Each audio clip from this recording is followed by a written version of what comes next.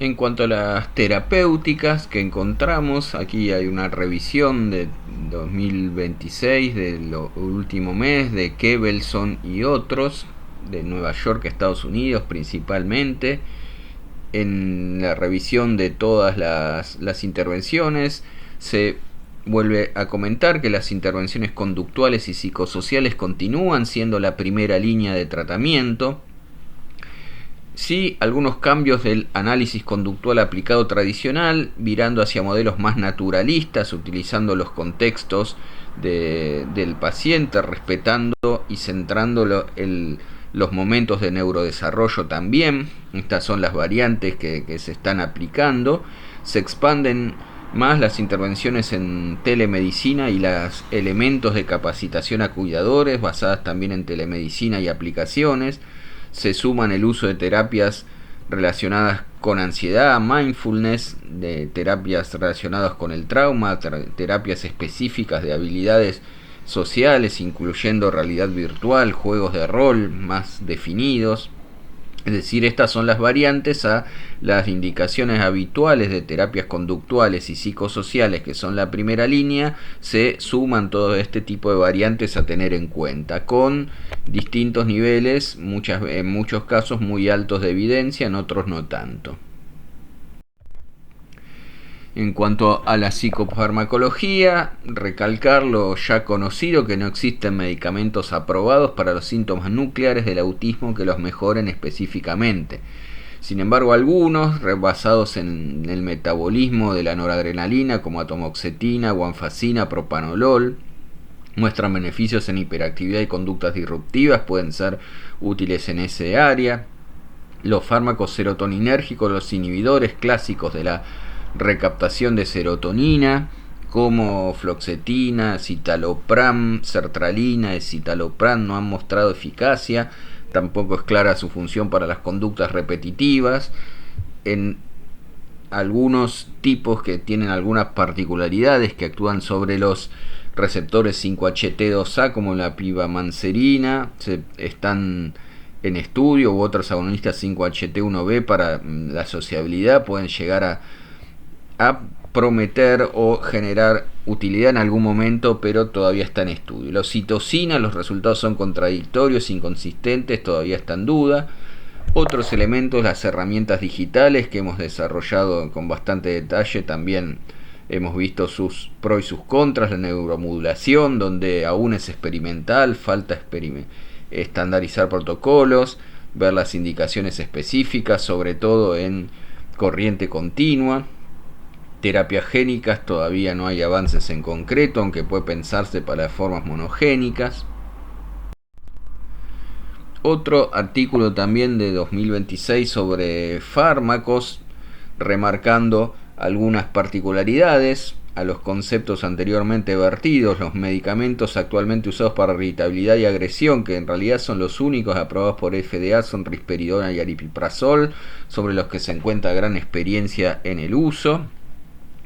Ya hemos dicho los síntomas asociados, los inhibidores de recaptación de serotonina para patologías asociadas, más que nada tipo ansiedad y depresiones, donde pueden tener utilidad. Para ADHD, el uso de estimulantes, hay que tener en cuenta algunas particularidades, como que hay que empezar a menores dosis con más cuidado por la posibilidad de menor efectividad y más efectos adversos, pero siguen siendo los de elección. Otros fármacos que pueden usarse, como la naltrexona, que puede reducir autolesiones, por ejemplo. Bueno, hay otros en estudio que todavía, como oxitocina intranasal, ya hemos visto las inconsistencias de resultados, la bumetanida, el arbaclofeno, la suramina. La suramina es particularmente prometedor porque actúa en la fisiopatología, en la respuesta de peligro celular, por ejemplo. En estos casos son fármacos prometedores que hay que ver cómo resulta su desarrollo. Los de la derecha son los disponibles y los dos, como dijimos, la risperidona y el aripiprazol, los que tienen una indicación bien específica y aprobados por la FDA. La asociación entre vitamina D y omega 3 Los estudios son muy pocos, solo 3 estudios, un ensayo clínico, un observacional, un caso clínico en esta revisión detallada de Berni. Esa combinación entre vitamina D y ácidos omega 3 muestra beneficios preliminares para desregulación emocional y conductual, sobre todo en irritabilidad, hiperactividad, agitación y autoagresión, en elementos publicados. Es bastante prometedor, es sostenible desde el punto de vista fisiopatológico, lleva aumento de vitamina en sangre, aumenta el índice omega 3, es decir, favoreciendo los eicosapentanoico o eicosahexanoico, por ejemplo, bajando los niveles de ácido araquidónico. Bueno, esta es una de las terapias posibles que muchas personas usan individualmente, pero para lo cual todavía no hay elementos a gran escala para poder hacer una recomendación general. El metabolismo de los folatos y vitamina D12 puede estar alterado en el autismo. Esto hay que tener en cuenta en algunos grupos. El metilente tetrahidrofolato reductasa es una enzima que cambia 5,10 metilente tetrahidrofolato en 5-metil tetrahidrofolato, lo cual es necesario para convertir homocisteína en metionina, bajar la toxicidad de la homocisteína y mejorar la metilación y otros procesos con la metionina. Las variantes hipomórficas de menor función van en contra de este proceso natural.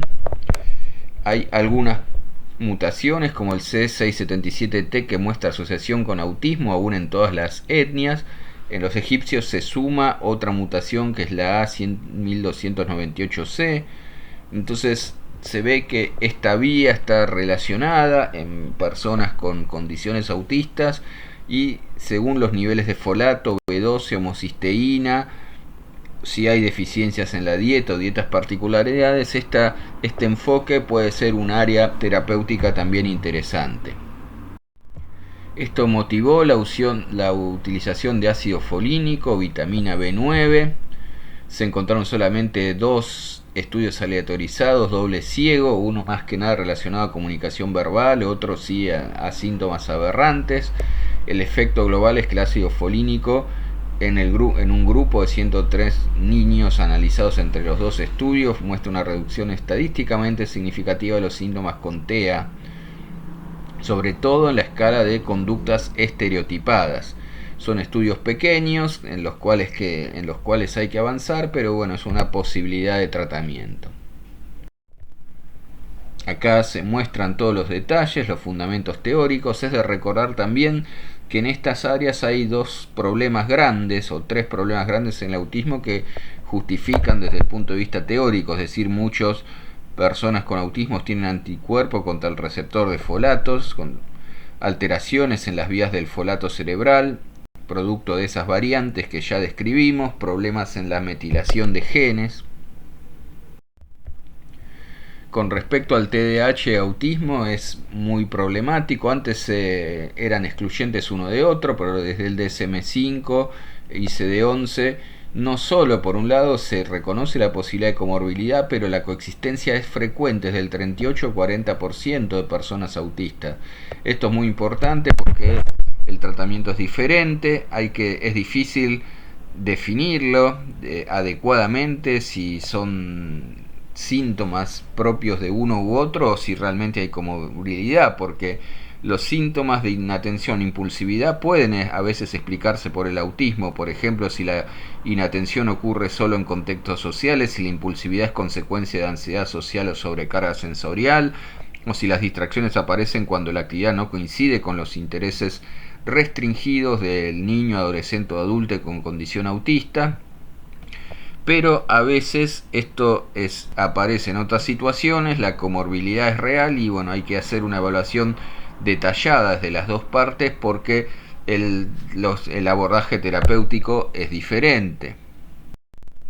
Sé que hay diferentes recomendaciones cuando coinciden en cuanto a psicoeducación, iniciar tempranamente los elementos de psicoeducación, dar materiales educativos de cómo funciona el niño en cada etapa con las 2 entidades, ofrecer asesoramiento en línea o grupales a los cuidadores, favorecer regulación emocional y técnicas de manejo conductual, porque se pueden sumar síntomas que son diferentes en la disregulación de las 2 áreas, planes individualizados a esto, colaboración escuela-familia.